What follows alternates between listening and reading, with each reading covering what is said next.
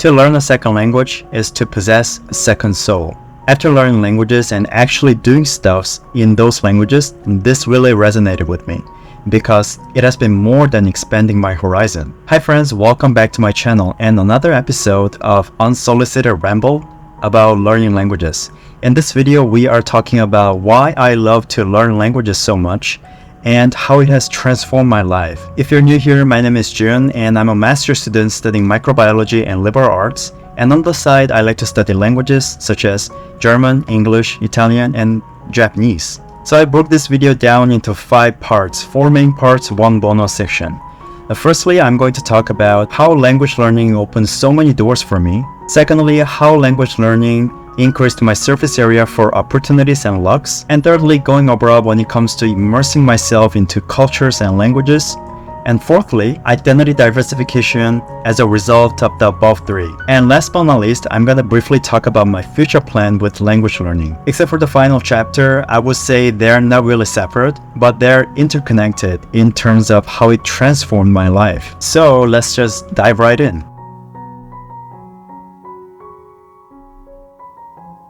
So firstly, learning languages opens so many doors for me, and first of which is my career in science. English is the universal form of communication in science, including biology that I'm studying. I don't know if there's a general impression of scientists just focusing on experiments in the lab, but collaboration with other scientists is also as important for scientific discovery. So this becomes a huge advantage concerning interacting with other scientists and reading scientific literatures and attending conferences. Not only English, I think knowing other languages might be very helpful with interacting and networking with other scientists, and more about meeting people. So it's not just about widening my circle for my professional career, although it is a huge advantage or pro of learning another language, but it is more about having a genuine interaction and conversation with other people who grew up in different cultures and with different languages. Personally, the insights and inspirations that I got from this interaction have been very invaluable in terms of shaping my life. And also, I discovered the joy to be able to understand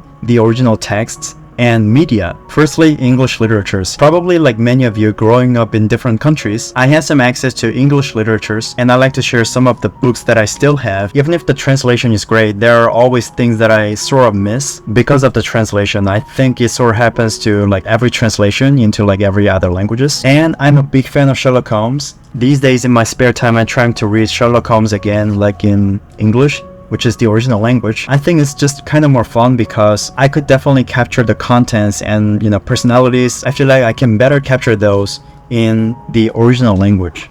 And also more complex stuff such as poems by T.S. Eliot. As I talked about in my last video, which is over here, poems are very profound, expressive, but dense and compressed. I'm sure we're gonna miss a lot if we read the translated version. So I'm a big fan of reading particularly poems in original languages. Being able to engage in these literatures in the original language is fascinating. Also, I like to talk a little bit about Japanese anime. As a person who enjoys a few animes deeply, being able to understand these animes in Japanese, the original language, is actually one of the most rewarding experiences of my life. At least that's what I thought when I reached that level in Japanese, I think when I was like 18, 17 or something. With this animes and Ghibli, subtitles are good enough to be able to understand the context and the flow, but sometimes even the subtitles generated by professional translators, on the big platforms like Netflix or Amazon Prime, can fully catch the micro details like, nuances, characteristics, and the vibes in the original language. So this is not just about the sense of accomplishment of being able to understand the original language in the media or literature, but it is also about enjoying the engagement with those texts and media.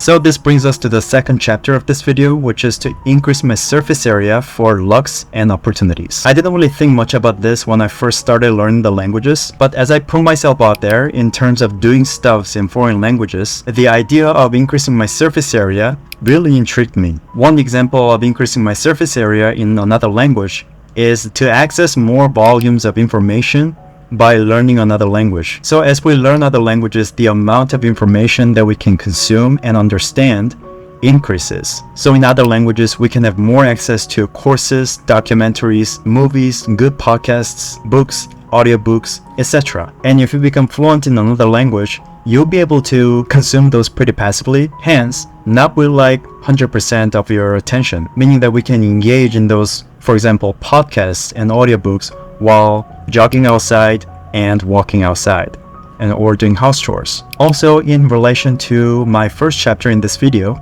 the people that I met and interacted with in other languages led me to professional opportunities and other opportunities. I'm sure there were a lot of lucks involved when it comes to finding opportunities, but in a way, I think I was making my own luck by intentionally increasing my surface area. For example, those conferences, webinars, and workshops that I attended in other languages that are not really available in my native language allow me to meet more people, which led me to possible opportunities. So all in all, this made me realize that increasing my surface area in this way, i.e. by learning other languages, is an interesting way to learn and develop myself. I'm not saying that this is the only way to increase your surface area. In fact, there are so many other ways to increase your surface area. I don't think learning other languages is necessarily required, but I'm just sharing one of the ways I discovered to increase my surface area.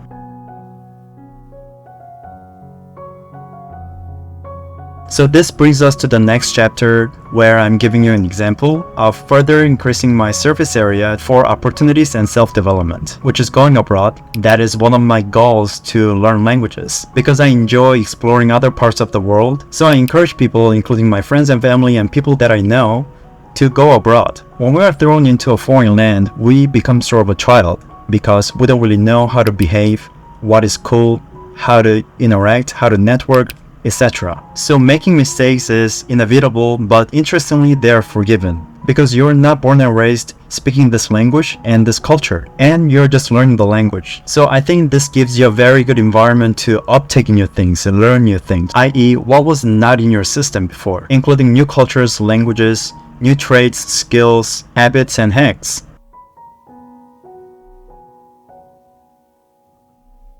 And last but not least, we are going to talk about identity diversification. So all the previous three aspects of language learning had a major contribution to my identity diversification.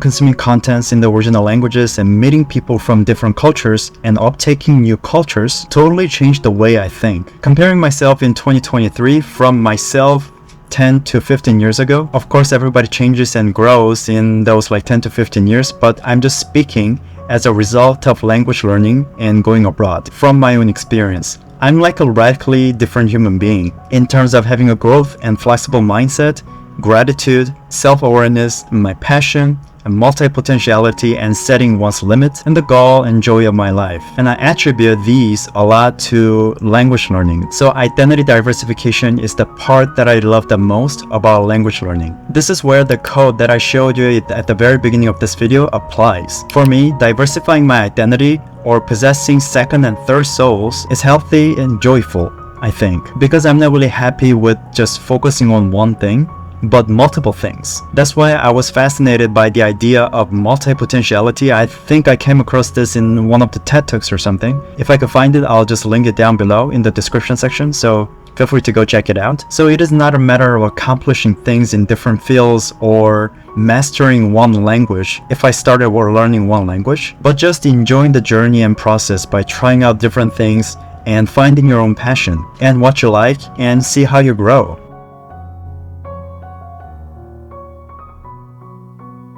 So lastly, in this bonus section, we are talking briefly about my future plans with language learning. I want to learn a few more languages down the road, but I'm not going to stop learning the languages that I'm currently learning because I don't want to lose the languages. It doesn't mean that I'm thinking about mastering one other language or even be fluent, but just learn at least the basics for the following reasons. Firstly, I'm thinking about learning Latin. I know it is very complicated and tremendously hard to learn. I would really love to learn more about the roots of Italian, English, and because Latin also had an influence in German too. And also I like the history and culture back in Renaissance era, in Middle Ages in Europe. So at least some grammar and reading knowledge in Latin would be great. It's gonna take years, maybe like tens of years to acquire. But still, let's see, I just want to learn that for fun, not for an exam, not for my professional career. And secondly, I would love to learn some ancient Greek, mostly because I'm fascinated by their literature, civilization that they built, and the history. So some grammar and reading knowledge might be great. I'm thinking about taking some classes in like translation or reading in ancient Greek. So I'll keep you updated with it, but I think it's gonna be very challenging. But let's see. And lastly, I'm interested in learning some Russian, also because I am fascinated by the literature, the ones by Dostoevsky and Tolstoy. And I'm interested in traveling around Russia from western to eastern, from southern to northern Russia, taking the Trans-Siberian train. And I like the winter, I like the cold weather. That would be great. I mean, probably not now, given the circumstances, but like years down the road. So reading, speaking, listening, knowledge might be great, but it's gonna take years for me because I won't be able to attend any like intensive courses. So these are my plans. It might change down the road, but one thing that I'm sure of is that I will continue to learn languages because of the reasons that I mentioned in this video. I enjoy diversifying my identity or possessing, different souls, and all the inspirations and insights that I get along the way. I just love it. So I'm going to continue this language learning journey. Hope you are as well.